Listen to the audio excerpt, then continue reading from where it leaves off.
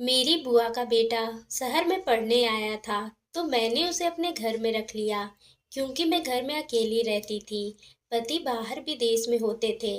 पति से बात की तो वह भी मान गए। और मेरी बुआ का बेटा मेरा बहुत ही ख्याल रखता था। एक रात उसने मुझे, मेरा नाम सलोनी है, मैं दिखने में बेहद खूबसूरत थी। मेरी उम्र 22 साल की थी। मेरी बुआ का लड़का हमारे घर रहने के लिए आया था, जो मेरा बहुत ही अच्छे से ख्याल रखता था। बाजार से कुछ भी लाना होता तो वह ला कर देता था। फिर मैं एक दिन अचानक बीमार हो गई। मेरी बुआ का बेटा कहता कि आप आराम करें, और मुझे रात को दूध के साथ दवाई खिलाकर चला जाता। जब सुबह हुई तो मुझे बहुत ही सुकून सा लगा। दिन इसी तरह से गुजर रहे थे।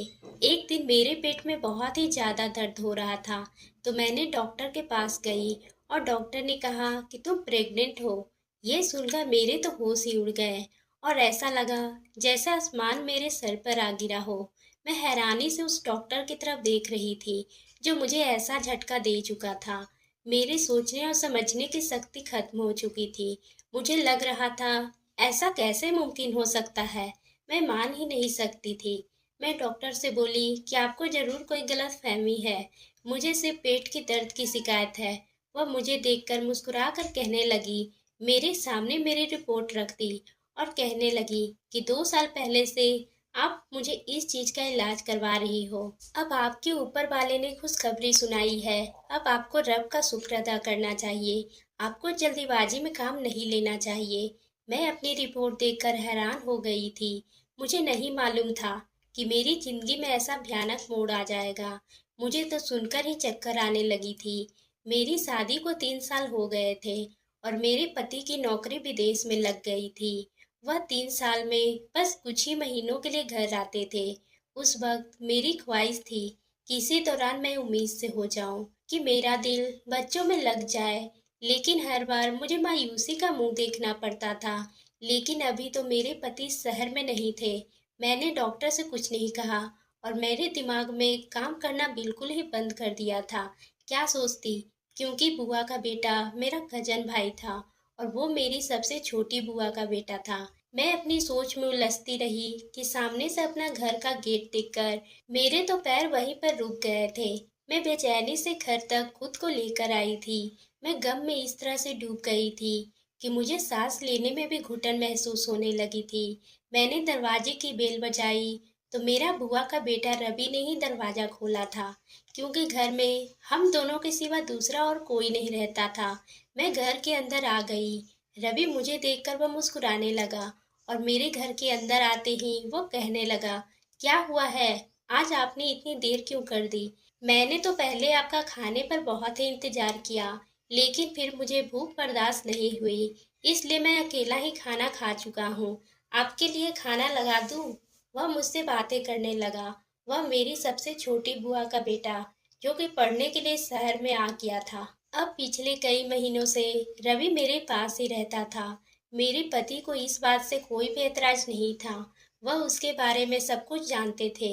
बल्कि वह तो बहुत ही खुश थे, क्योंकि घर में मैं अकेली ही रहती थी। इसलिए अब उन्हें मेरी फिक्र नहीं रहेगी। ये सभी बातें मैं सोच रही थी कि रवि मेरे बाजू पर हाथ रखकर बोला, सलोनी दी, आप कहाँ खो गई, मैं आपसे बात कर रहा हूँ। रवि की बात सुनकर मैं चौंक सी गई थी। मैंने कहा, कुछ नहीं, मुझे भूख नहीं है, सिर में दर्द है, मैं अपने कमरे में जा रही हूँ। मैं रवि से कहकर अपने कमरे में चली आई, और अपनी रिपोर्ट छुपाकर अलमारी में रख दी, और अपने विचार के लिए बेड पर बैठ गई थी। मेरे सोचने समझने की क्षमता खत्म हो चुकी थी। ये मेरा सगा कजन था, और मेरी बुआ का बेटा। मैं इसके बारे में ऐसा सोच भी नहीं सकती थी। जब मेरी बुआ की शादी हुई थी, तो मैं उस समय 4 साल की थी। मेरी बुआ का ससुराल काफी दूर था, और वह एक गांव में था, जहां दूर दूर तक कोई भी कॉलेज नहीं था। इसलिए मेरी बुआ ने कहा कि अब से रवि को अपने पास रख लो, वो यहाँ अच्छे से पढ़ाई कर लेगा। ये सुनकर मुझे बहुत ही खुशी हुई, क्योंकि मेरे पति तो विदेश में जाने के बाद मैं घर में अकेली ही रह जाती थी।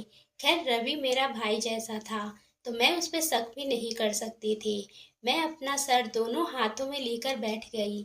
मुझे याद आने लगा कि पिछले कई दिनों से रवि ने मुझे दूध में दवा देता था, जिसे खाकर मैं गहरी नींद में सो जाती और सुबह जब मैं उठती तो मुझे बहुत ही फ्रेश सा लगता था। तो क्या मुझे नींद की दवा देता था और मेरे सोने के बाद कुछ करता, तब तक आंसू मेरी आंखों से गिरने लगे।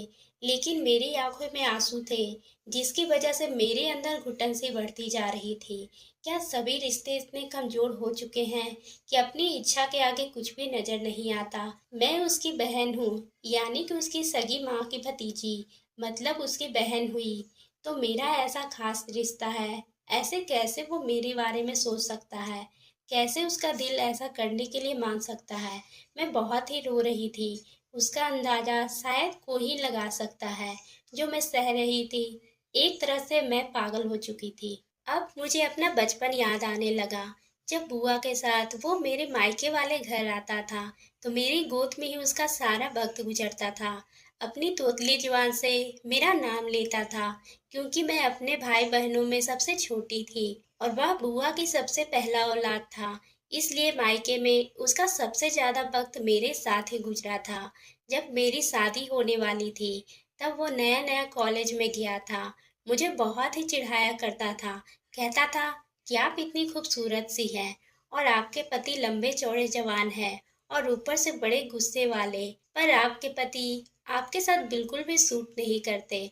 आपके लिए तो मुझ जैसा कोई स्मार्ट सा लड़का ही अच्छा लगेगा।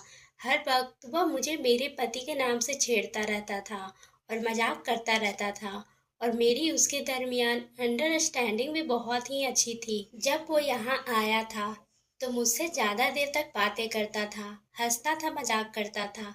अभी यही करता है। मुझसे कहता है, सलोनी मुझे लगता है कि जीजा जी ने परदेश में किसी विदेश लड़की से शादी कर ली है, तभी तो वापस आने का नाम ही नहीं लेते हैं। जब मैं उसे गुस्से से घूरती तो वह हंसने लगता, और उसे देखकर कभी मुझे ऐसा नहीं लगता था कि वह मेरे साथ ऐसा घटिया हरकत भी कर सकता है। मैं इन्हीं सोचों में डूबी थी। तभी रवि मेरे कमरे का दरवाजा बजाकर अंदर आ गया और मैंने देखा कि वह भी उसके हाथ में दूध का गिलास और दवाई थी।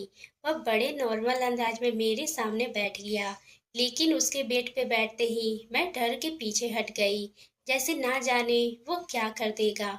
और ये जाहिर सी बात थी, जो कुछ भी मैं डॉक्टर के सुनकर आई थी, मेरी जगह कोई भी होता तो इस वक्त ऐसे ही डर जाती।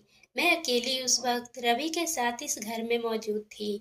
वह मुझे यूं डरा हुआ देखकर वह हैरान हो गया और कहने लगा, क्या बात है, आप इतना घबरा क्यों रही हो, सब कुछ ठीक तो है। सलोनी दी, ये दूध पी लो और आराम कीजिए। रवि ने मेरे पास गिलास बढ़ाया। मैंने उसके हाथ से लेकर उसे साइड पर रख दिया। मैंने गुस्से से उससे कहा, जाओ, यहाँ मुझे नींद आ रही है, क्योंकि मैं जानती थी कि अब वो मेरे पास बैठकर अपनी पढ़ाई के किस्से सुनाएगा, और जब तक मेरी आंख नींद से चूर न हो जाएगी वह उठकर बाहर नहीं जाएगा। मेरी हरकतों से वो घबरा गया, कुछ हैरान भी था। वो कह रहा था, क्या बात है, आपकी तबीयत तो ठीक है।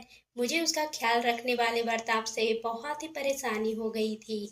मुझे उसी पर और भी गुस्सा आने लगा था कि कैसे कैसे ड्रामे वो मेरे सामने रच रहा था, जैसे वो बहुत ही मासूम हो और अनजान हो। पहले तो मेरा दिल चाहा कि जोर से उसके थप्पड़ उसके मुंह पे मार दूं और फिर अपनी रिपोर्ट उसके सामने दे मारूं और कहूं कि देखो तुम्हारी शराफत का सबूत, और उसे धक्के देकर घर से बाहर कर दूं। लेकिन मैं चाहती थी कि उसे रंगे हाथों पकड़ो, वरना ये मेरी बातों से मुकर जाता। फिर मैंने कहा, मेरे सर में बहुत ही दर्द है, मुझे तुम बिल्कुल भी जगाने के लिए मत आना, मैं सोना चाहती हूँ। मेरी उन उखड़ी बातों से सामने वो चुप था और उठकर कमरे से दरवाजा तक चला गया और पीछे पलटकर बोला, आप आराम करो और वहाँ दूध रखा है, वह दूध जरूर पी लीजिएगा, खाना भी नहीं खाया हुआ है आपने। मुझे दोबारा से वह दूध पीने को कहकर और फिर कमरे से बाहर चला गया। मैं वही तो जानना चाहती थी कि मुझे दूध और दवाई खिलाकर यह कौन सा खेल खेलता है। मैंने वो दूध का गिलास ली और खिड़की से बाहर फेंक दिया, जो कि बाहर गली की तरफ खुली हुई थी, और दवाई दराज में रख ली। फिर मैंने लाइट बंद करके कमरे में सो गई। अब मुझे उस वक्त का इंतजार था जब रवि मेरे कमरे में आता, और 1 घंटा गुजर चुका था। उसका इंतजार करके मैं थक चुकी थी और मुझे नींद भी आने लगी थी।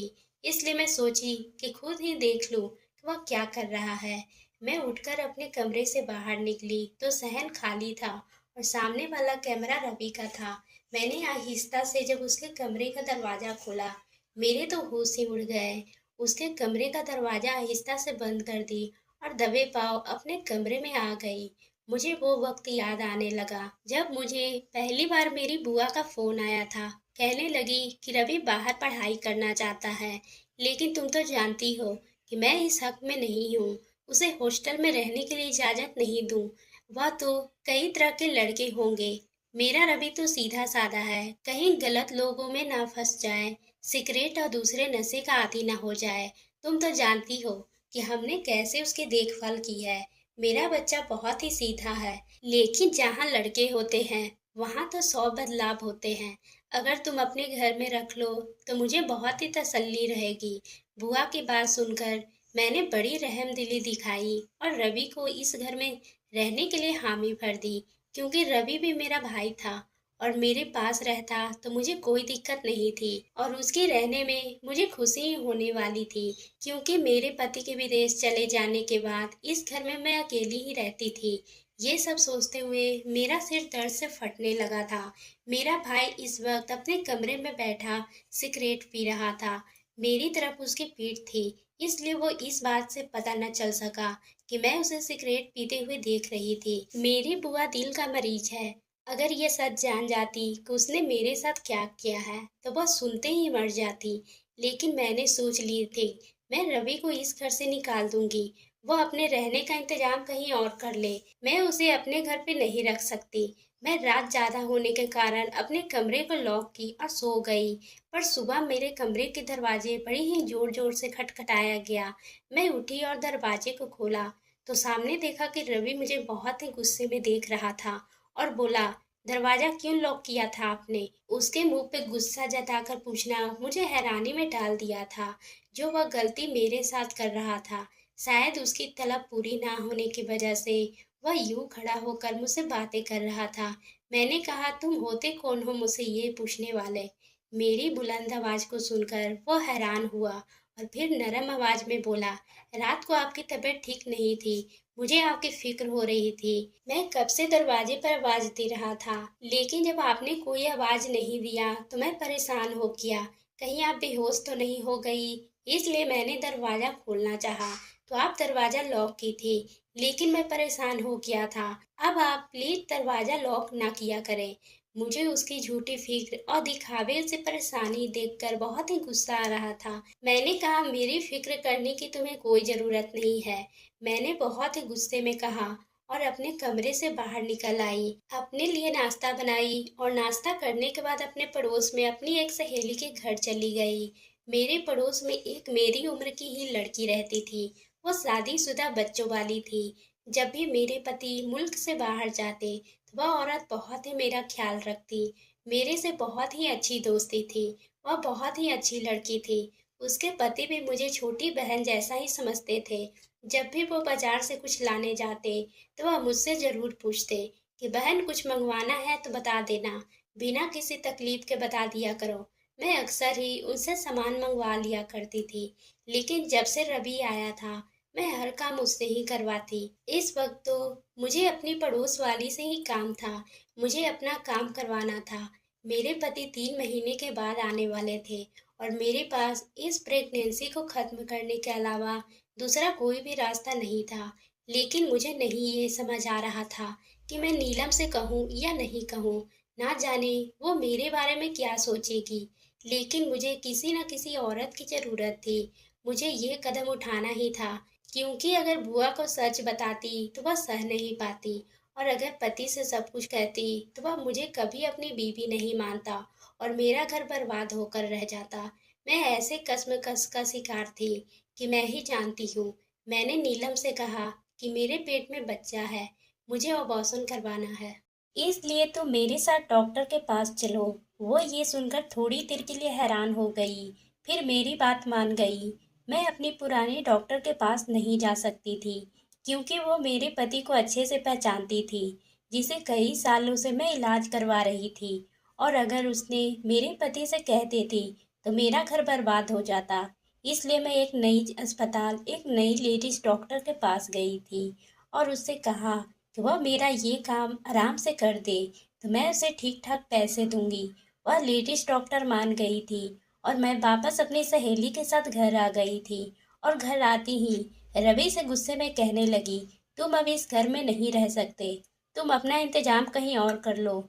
ये सुनकर रवि हैरान हो गया। उसने कहा, आप ये क्या कह रही हो? मैं क्यों आपको छोड़कर जाऊंगा? मेरा मसला नहीं है कि मैं कहीं भी रहूंगा, लेकिन आप अकेले कैसे रहोगे? मुझे रवि की मेरे लिए फिक्रमंदी दिख रही थी। मैंने कहा कि मैं तुम्हारे आने से पहले भी अकेली रह रही थी, जल्द से जल्द अपना इंतजाम कर लो। वो जवाब में कुछ नहीं बोला, लेकिन चेहरे से परेशानी जरूर लग रहा था। वो ये कहकर मैं अपने कमरे में आकर सो गई। पर उसी रात मेरे साथ कुछ ऐसा हुआ जिसे देखकर मेरी रूह कांप उठी।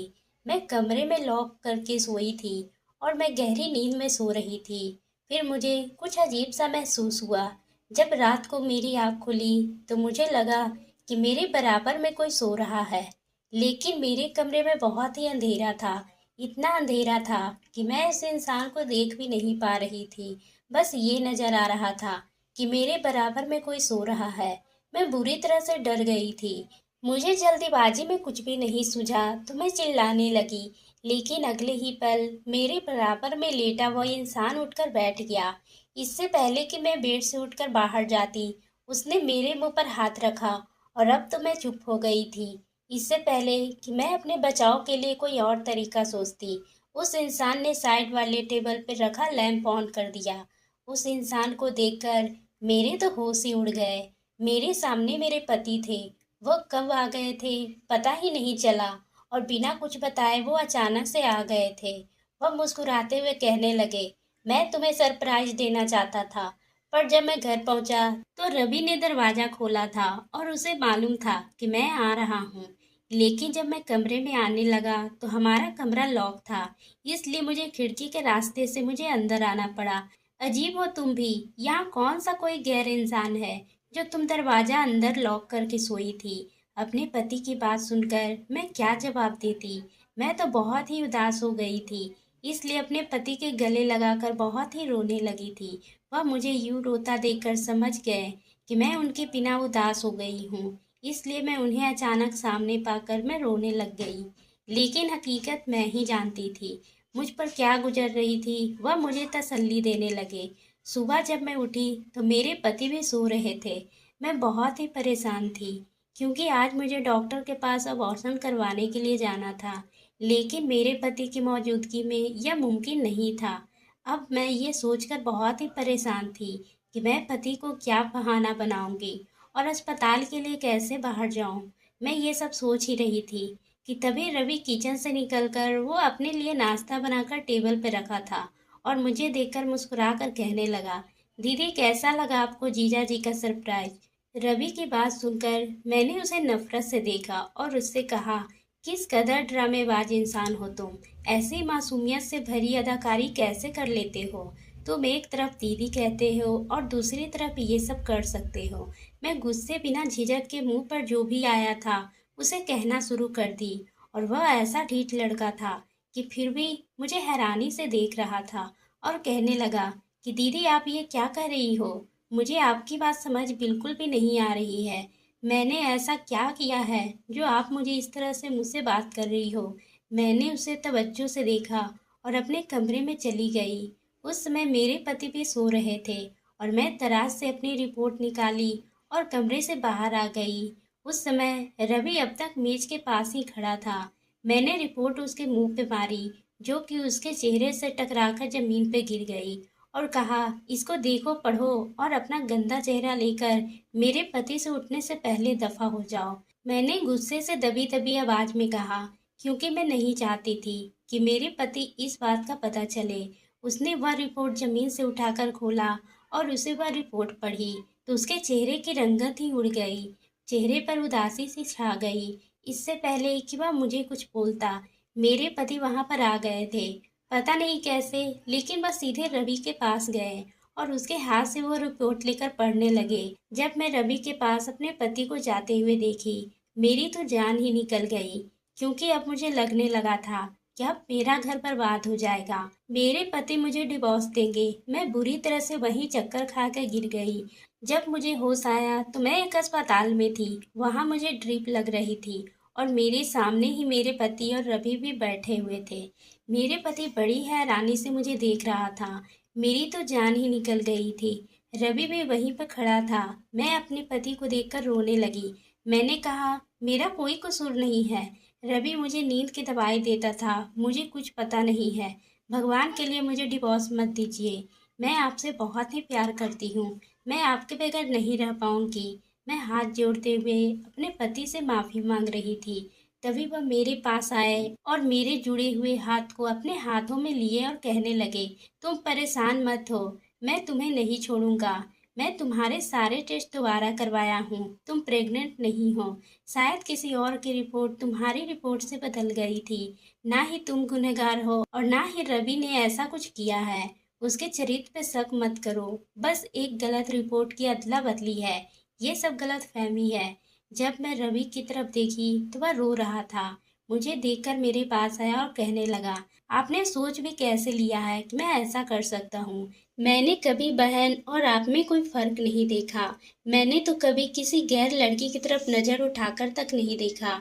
तो आप तो मेरी बहन की जगह हैं। मैंने कहा, मुझे माफ कर दो। मैं उस दिन तुम्हें कमरे में छुपकर सिगरेट पीते हुए देखा था। तो वो कहने लगा कि मैं ऐसे ही सिगरेट बिल्कुल नहीं पीता, लेकिन हाँ, कभी कभार सिगरेट जरूर अपने कमरे में बंद होकर पी लेता हूँ।